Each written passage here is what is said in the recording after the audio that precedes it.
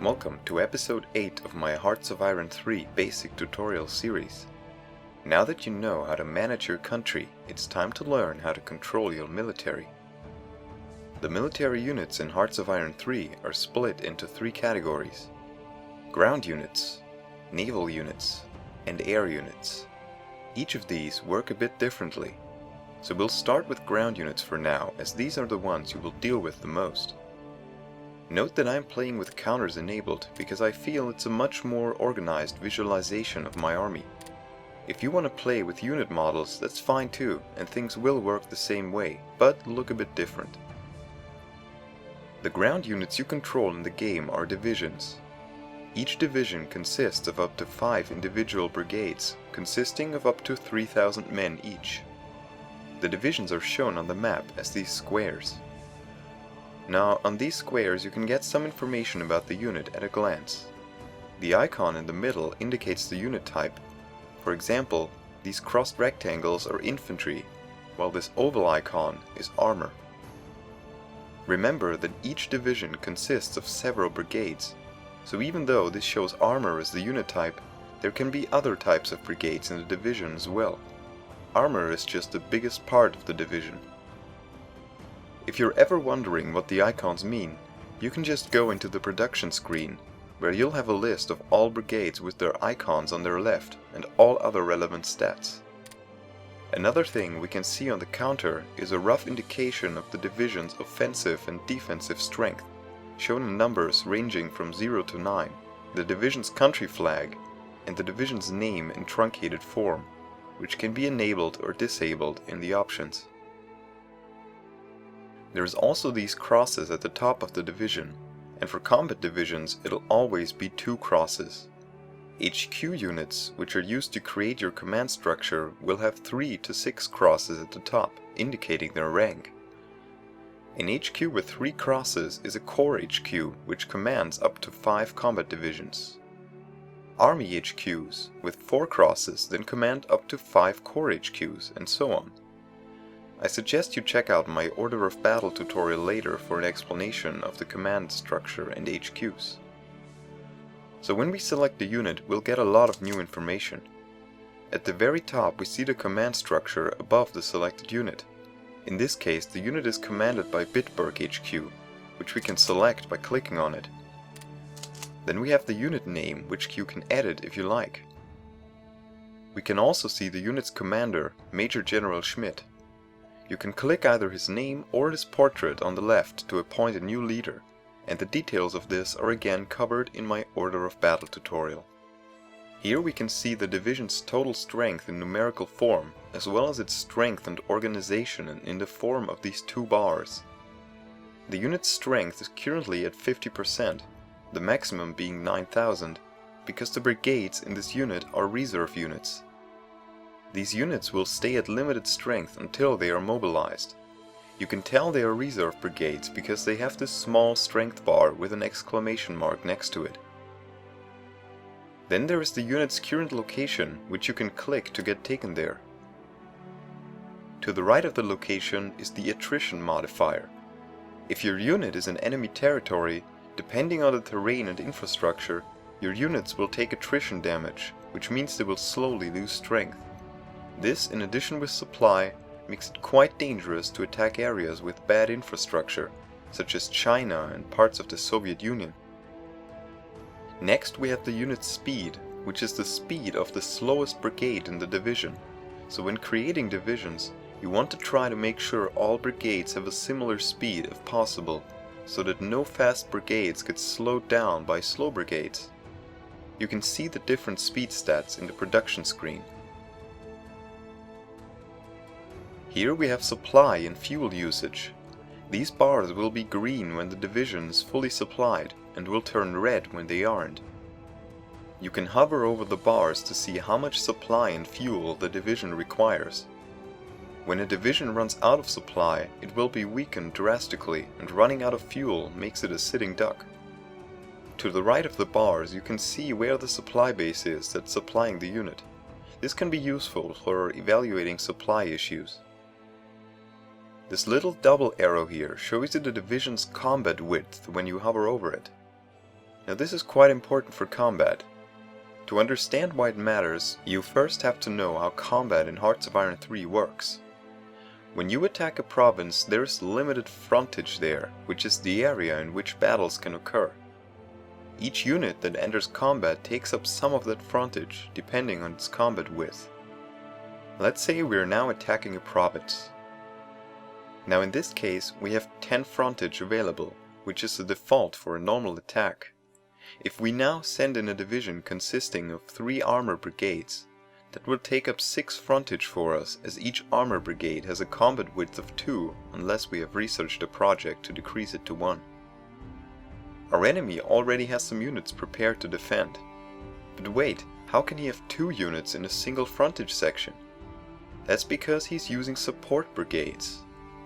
Support brigades are specialized units like artillery or anti-air that support your combat brigades like infantry or armor. They have 0 combat width, which allows them to support other units without taking up any space on the front line. This is extremely useful, as you can make powerful, compact divisions used to punch through enemy lines quickly, as their power is much more concentrated. Keep in mind though that support brigades have just 1,000 men instead of the 3,000 that combat brigades have, so your units can't take quite as much damage. A support brigade cannot fight on its own and will retreat if the combat unit it is supporting is defeated. It's also very expensive to use support brigades excessively. So let's continue with our example here. Both of us now send in everything we have, but of course frontage is limited, so anything that goes over the limit will have to wait for their turn as reserves. Notice how we have more than 10 combat width occupied. This is possible because units enter combat as divisions and not as individual brigades. As long as you're using less or exactly the frontage, another division can come in to help. So if the current frontage is 10 and your units in combat total 10 combat width, another reserve division can join the battle, even though it goes above the frontage. As units retreat from the front line, frontage will become available again and reserves will be allowed to come in. Combat itself is a series of dice rolls, modified by many different things like terrain advantages, commander skill, doctrines and more. In every combat phase, each brigade gets to attack an enemy brigade, which can then try to evade the attack based on its defensiveness. When a unit is hit, its organization will drop and possibly its strength if the attack was effective. If either strength or organization get too low, the unit has to retreat. This all happens automatically with no input from the player. All you have to do is send your units in to attack. After that, you can only hope that your units fight well and send in reinforcements or retreat damaged units. Now it is possible to increase the available frontage by attacking a province from multiple adjacent provinces. Attacking a province from more than one side increases the available frontage by 5 for each extra front. Also, there are 2 combat events coming from doctrines that can increase or decrease the combat width to allow your units to overwhelm the enemy or allow them to hold out longer when defending. Alright, moving on. After combat width, we have the division's weight, which defines how much space it takes up on a transport ship, or in the case of paratroopers, a transport plane. Then there is the HQ icon, which is green when the division is in range of its commanding HQ, and red if it's out of range. You can also hover over it to see which HQ is in command. Then we have the unit's current order and a button on the right to cancel the current order. Here we have the buttons to detach the unit from the hierarchy and creating a new HQ, which are explained in the Order of Battle tutorial. With these 3 buttons we can prioritize the division for reinforcements to make sure it's reinforced before all others. We can also turn off reinforcements for the division entirely, and we can stop the unit from upgrading in case we have new technology and we don't want this unit to upgrade yet. The next 2 buttons are for loading the unit onto a transport ship or transport plane. The unit has to be in the same province as the transport vehicle you want to load it into for the button to be enabled. Transport planes are exclusively used for paratroopers. we can disband the division, which will return the unit's manpower to the pool, and we can create a new division from this one, which allows us to simply move around units as we desire. This works the same way as reorganizing units when we select multiple units in the same province. So next, we have a list of brigades in the division. Hovering over them will give you lots of information about them, and you can click on them to get even more information. For some brigades, it's possible to upgrade them into another unit type. With our basic infantry here, we can upgrade them to mountain infantry, engineers, or motorized infantry. Keep in mind that doing so will remove the brigade from the division while it is being upgraded, but it will rejoin once it's finished. We are also shown the individual brigade's strength, organization, and combat width here, as well as these stars which indicate its experience level. As for general controls, you can of course select an individual unit by clicking on it. Drag a rectangle to select multiple units. Another way to select units is to select an HQ, then click the button above the subordinates list to select all subordinates of this HQ. This can be very useful when you want to move an entire part of your command hierarchy to a different area. You can also hotkey these selections by pressing Ctrl with a number key, like in most strategy games. Then press just that number to select the hotkeyed units. Selecting multiple units in the same province allows you to reorganize them or merge them if you have, for example, 2 divisions with 2 brigades each.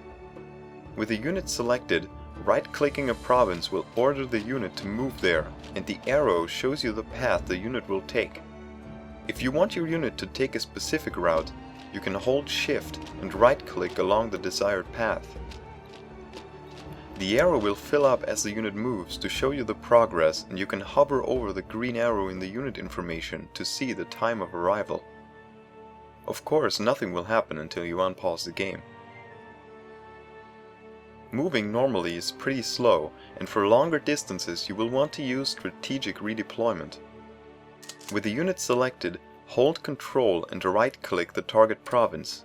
Here you could select a specific time and date at which you want your unit to move, but that's usually not necessary.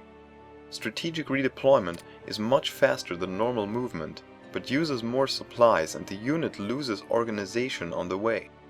So if you're expecting combat right away at the destination, it's usually not a good idea to use it. Attacking something is no different from movement. Simply issue a move command into an enemy province or any province where an enemy is present and combat will initiate. With the unit selected that is currently in combat, you'll get a new section to the unit info on the left, where you can see the battle's progress. Clicking on this will take you to the battle information. At the top, we see the terrain type and the sides which are fighting. Below that is a list of all things that are influencing the battle. To get the details of what each of these do, you have to hover over the different divisions that are in combat and you'll get a list of all modifiers. As usual, green is good and red is bad. In the middle here, it will tell you if there's a special combat event happening, like one side encircling the other, or a breakthrough that gives special temporary bonuses to one side. Directly below, we have the available frontage, and notice how we have 4 units in combat with a total of 12 width. As long as it's 11 or more, no further units can come in to help, and everything else you send in to attack will have to wait as reserve units down here. Once some units retreat and width falls to 10 or less, another division can join. If we now attack the province from multiple directions, you can see that the frontage increases and we get more units into combat. We also get a new modifier, the envelopment penalty, which weakens the defending units because we are surrounding them. When there's a lot of battles going on, you want to see how things are going quickly. For that, we have these small icons. The number tells us how far the attack has progressed, and the color tells us whether it's going in our favor or theirs. When it's green, we are winning. Yellow can go either way, and red means we are losing. Use this to quickly identify areas that need reinforcements. Whenever one of your division finishes an attack, it'll get a yellow mark in the lower right corner. This means that the unit is currently reorganizing and cannot mount another attack for a while. Clicking on the division and hovering over this hourglass icon will tell you how much longer the unit needs. It's extremely important to be aware of this, as during this time the unit is vulnerable to counterattacks, and you cannot further pursue an enemy that is on the run from your previous attacks. Because of this, the best way to eliminate enemy units is to encircle them, so they have nowhere left to run. As long as a unit can retreat to an adjacent friendly province, it's almost impossible to wipe it out completely. So sometimes you may want to leave a weakness in your front line for your enemy to break through, and then envelop them. But that can backfire pretty easily, so be careful when you try something like that. Another thing to be mindful of is to keep your HQ units out of trouble.